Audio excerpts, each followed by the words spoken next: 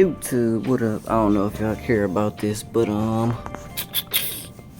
got a cheap Chinese, if y'all know what that's from, let me know.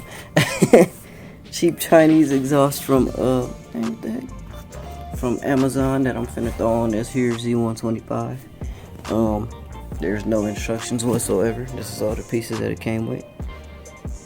Can't be too difficult, I'm pretty sure. But yeah, we're gonna go ahead and get to it. So I take the O2 sensor off, take those off, and I think it's like a bracket down there. Yes, sir. Take that off, and it should come down. All right, so I got it on there. Things that are bothering me is this O2 sensor will not screw in any further than this. And what else? Oh, I have no idea what you do with these things here. Like, what am I supposed to support it with? Is it on the wrong side or what? I don't get it. But yeah, those are the things I have to issue with. Oh yeah, and also this here. It's just hella cheap. Like, I don't know. I probably would have bought the Zoom exhaust had I known this was gonna be this cheap. Which I kind of should have expected it to be super cheap. But it's not that bad. I'm gonna go ahead and start it, I guess. Oh, I almost dropped my helmet. I honestly feel like it's gonna sound garbage. I don't know exactly how it's supposed to be rotated. Don't look right. Oh, yeah, let's see. I feel like it's gonna sound trash for some reason.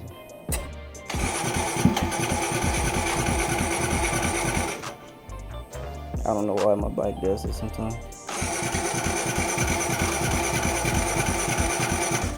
This thing is trash. What the hell?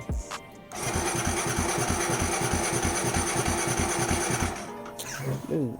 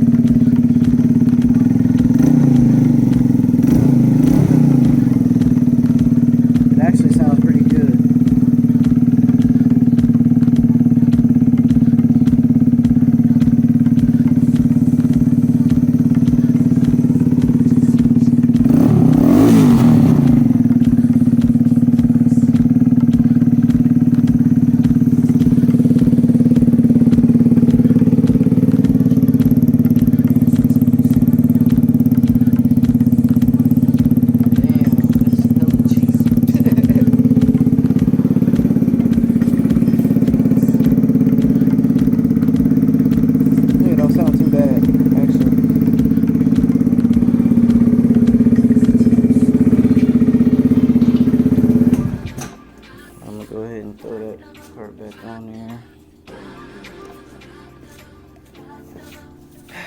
and then just sat on the bracket. That should hurt. Actually, it's hot now, so I don't even want to touch that thing. I'm gonna see if it can fit on there real quick. All right, y'all. So I ordered an Innovative Wideband, and it came in yesterday, a little bit before I had to go to work, and I was like, I'm gonna just go ahead and check it out, and next thing you know, I was already halfway through installing it. So this is already going all the way down into the sensor's already in the header, and this is already connected and everything. I set that right there for right now. I think I want to, like, I don't know, this ain't really big enough. I was gonna put it in here, but I figured I would save that just in case. Oh man, this ain't even on all the way. Figured I would save this spot for if I ever go boost, and I have my boost controller in there where I where it can be hidden. What's this called? Yeah, so I don't know how I feel about this, but that's what it is for now. Just gotta go ahead and get it wired up. Splice these wires into the other thing. Where is it at? Into this here. And then you'll be using this thing here, which you plug it into your fuse, into one of your fuses, and you because it has two little fuse spots. There you go. It has two spots for fuses, so you can run basically something else onto it. So that's what I'm gonna be doing. Yeah, I don't really know what else to say. I know I did a terrible job at explaining all that.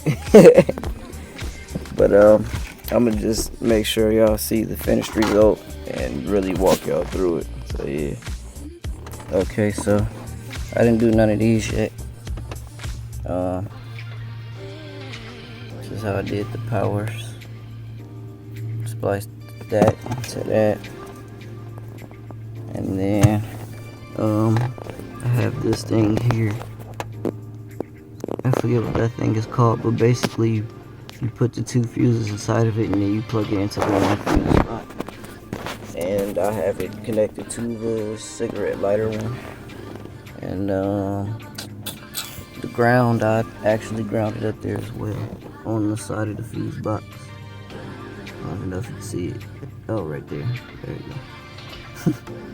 So yeah. Oops. I'll go ahead and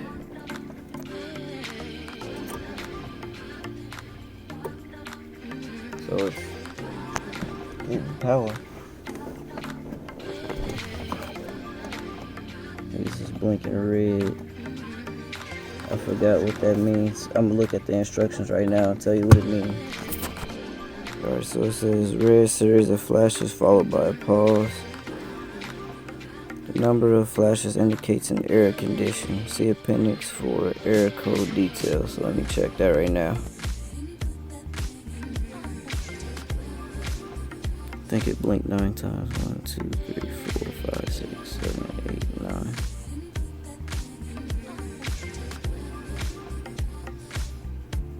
Yeah, 9 times. Alright, let's see. Alright, it says supply voltage too low for sensor regulation. Verify you have 12 volts at your power source and the circuit can draw a 3 amp draw. I should definitely be doing that. Maybe my battery is dead or too low. I don't know. Alright, so I'm gonna see if the car will start. Nah, the battery's dead. I don't know how this battery's dead. That means that I'm still having some type of electrical issue with this car. And I don't know, I disconnected the, well, it could be that both of these batteries are dead. That's very possible, but I disconnected the stereo. I disconnected the headlight harness and the stereo the other day and it still died. Obviously it's not the engine harness because I just replaced that, so that means that it could only be the under dash harness if it's still having an electrical issue. Okay, so I got the battery charger connected. I just barely connected it though, so it might do the same thing. Yes, definitely doing the same thing. Let me see. Oh no, it's green now. Yeah, so my battery was dead. I don't know why this is still flashing the same thing now. Let's take this off. Ooh, look at that. Dang, that looks trash. Get my reflection. Yeah, it looks nice. I'm not gonna start it right now because I have my battery charger right there because it just randomly started raining right now. I mean, it's been cloudy all morning, but it's in the middle of the summer and it's been hot, and now it's just randomly raining, so. But yeah, you can see it don't come on until I turn the key, so that shouldn't drain my battery at all. Plus, I just barely connected this, so that would have never been an issue. this would have never been an issue for it before. I really don't know what it could be, dude. If the stereo's not connected, I don't see what else would be doing that. But I don't know. Kind of sick of this car already. I need a whole new shell. That's what it is. I think it's this under dash harness. Alright, so I finally got the thing to start reading. According to this, it's running extremely lean. I'll go ahead and cut it off. I don't know why it's just constantly at 22.3. But I don't know, I'm gonna recalibrate it in a few because I'm not sure if it was what's this called, because I had the sensor in before dang, I'm struggling to even speak right now. I had the sensor in because when you calibrate it, you're supposed to take the O2 sensor out. I've had it in since basically these two wires I didn't have connected. You're supposed to have these two connected. It's white and this yellow one. And I didn't have them connected when I put the or I had them connected and I didn't take the sensor out and recalibrate and all that. So I don't know if that's why it's reading like that, but it probably is just running stupid lean. I wouldn't doubt it, but never know. I know the tune on the computer was for the previous injectors I had, which is like 290 cc's, and these are now 750s, and it's an 80 mil throttle body. It's a completely different setup now, so I don't know. So I guess I gotta go ahead and take that sensor off, let it calibrate or recalibrate it and all of that, and then see what type of readings I get after that. So I recalibrated the sensor and it's reading basically the same thing, so I guess it was fine. I'm gonna start it and see what it does. Clearly my battery is dying again.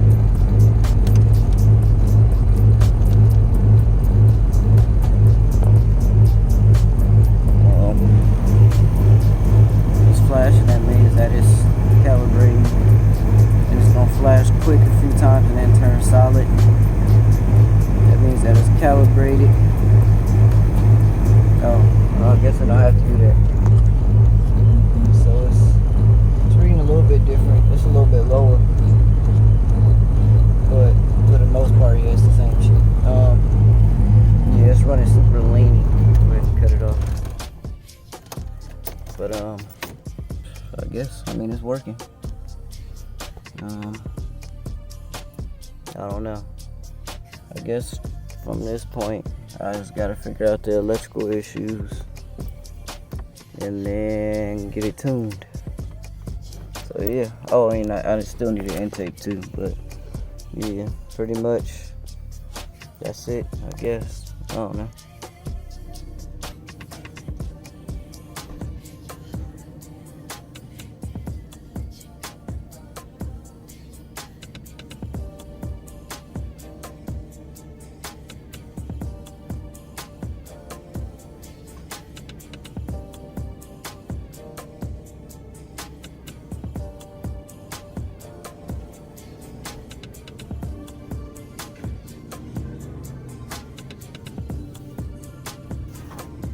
Alright, so as y'all just seen, I recalibrated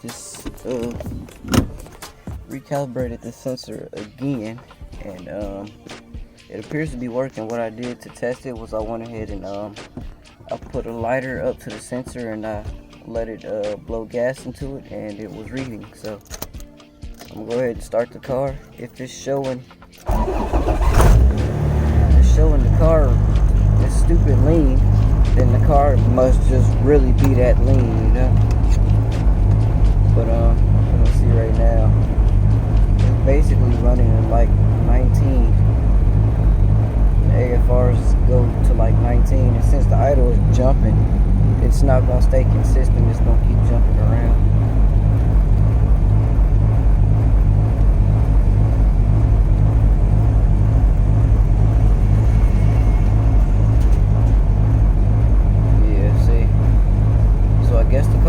is running that lean.